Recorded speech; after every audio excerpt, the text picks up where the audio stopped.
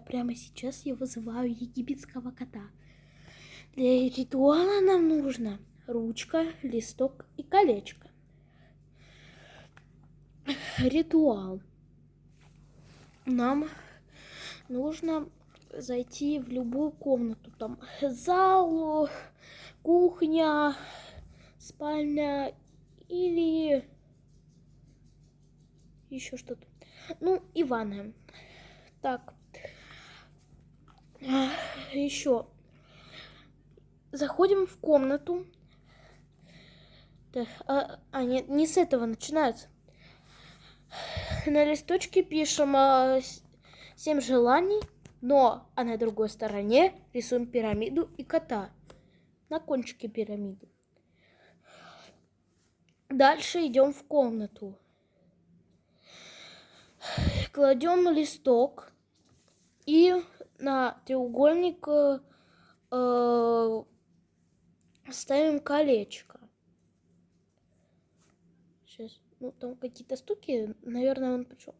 Предупреждаю, если что-то застучало, то египетский кот пришел.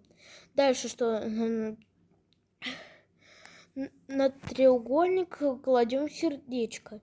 Это не сердечко, а колечко. Я все перепутала. Так, а когда вы положили, нужно произнести 3 раза египетский кот приди. И когда Ника что-то на жопе ездит. Не знаю. Когда вы произнесли 3 раза египетский кот приди, в конце нужно сказать желания мои исполни. Мурчание. Мама, я какие-то мурчания услышала. Вот так вот. Вот какие-то мурчания. Вот мне реально стрёмно.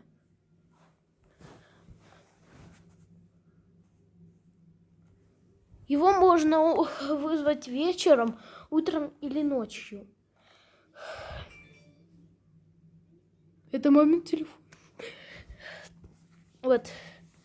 Если вы вызываете египетского кота, дома не должно быть котов или кошек. Это может быть опасно.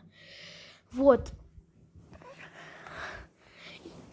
Если вот что-то замурчало или что-то застукало, это значит, египетский кот пришел и исполнил желание. Вот. Вот мне очень было страшно. Я какие-то вот сейчас мурчания услышала и стуки.